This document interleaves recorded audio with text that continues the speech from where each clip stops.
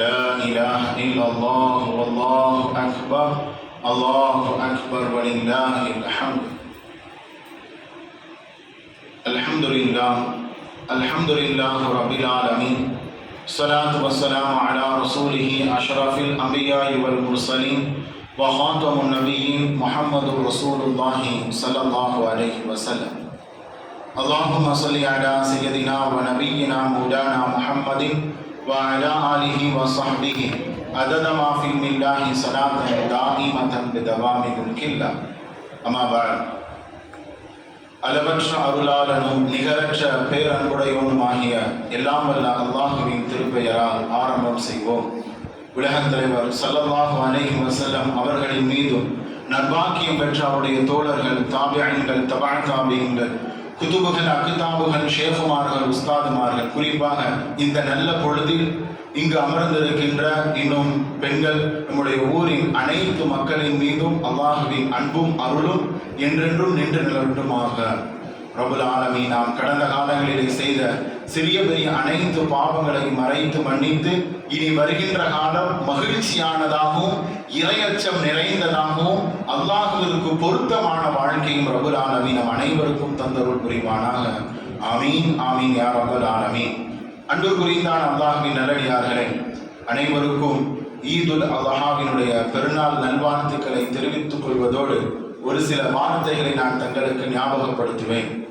அன்பு குறிந்தான் அல்லாஹுவின் நல்லடியார்களே, ஈதுல் அல்ஹா ஹஜ் பெருநாள் பல தியாகங்களுக்கு மத்தியிலேயும் பலவிதமான அர்ப்பணிப்புகளுக்கு மத்தியிலேயும் நமக்கு கிடைத்தது. மில்லத அபீக்கும் இப்ராஹிம், உங்களுடைய தந்தை இப்ராஹிம் அலைஹிஸ்ஸலாமிடம் இருந்து சுன்னத்தான ஒரு வழிமுறையில் கிடைத்தது என்று பெருமக்கள் நமக்கு ஞாபகப்படுத்துவார்கள்.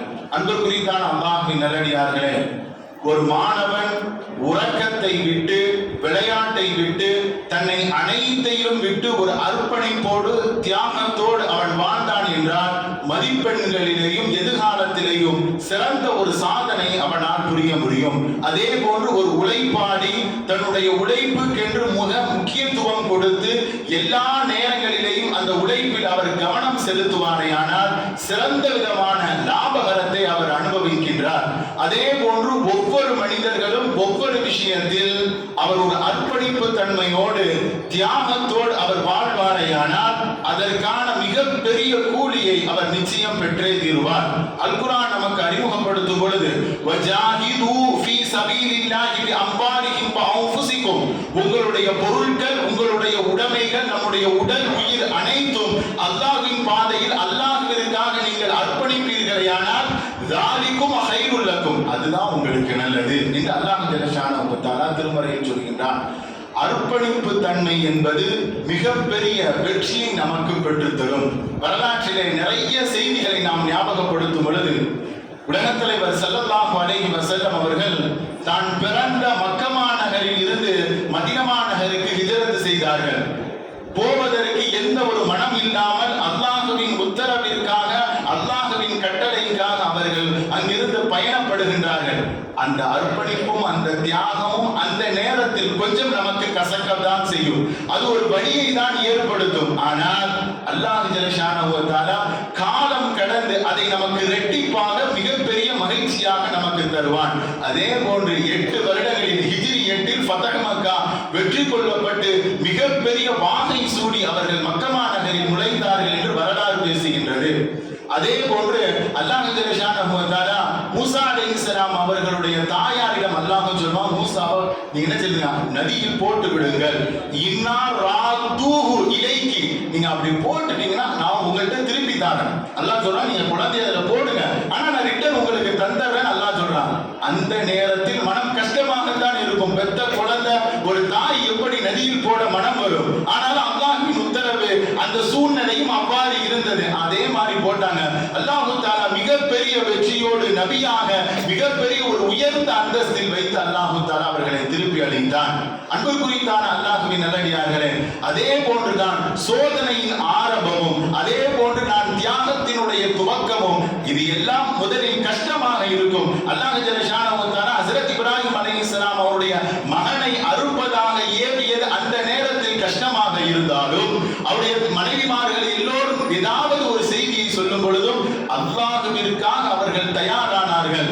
அவர் மகனை அறுத்துதான் நீ தியாகத்தையும் உன்னுடைய அர்ப்பணிப்பு தன்மையும் நாம் இறைவனுக்கு வெளிப்படுத்த வேண்டும் என்பது அல்ல. அல்லாஹ் நம்முடைய மனதை தான் பார்க்கின்றான். ஹஜ்ரத் இப்ராஹிம் அலைஹிஸ்ஸலாம் அவர்கள் அதற்கு தயாரானார்கள்.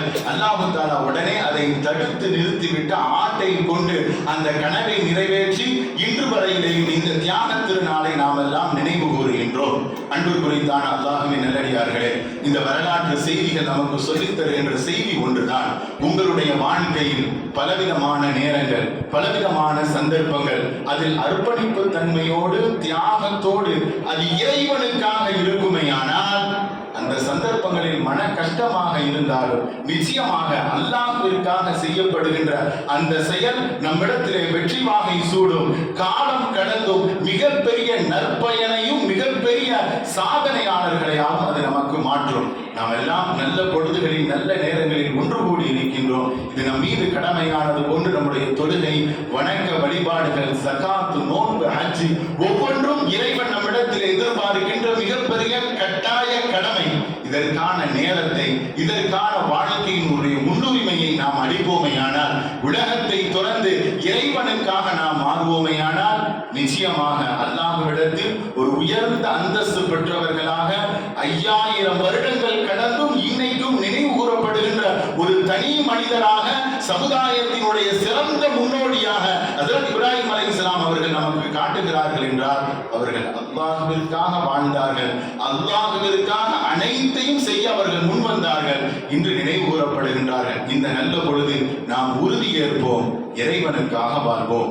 செய்கின்ற காரியத்தை மன தூய்மையோடு இஹ்லாஸாக அல்லாஹ்விற்காக செய்வோம் என்ற ஒரு உடன்பிறப்பை இந்த நல்ல நாட்களில் நாம் எடுப்போம்.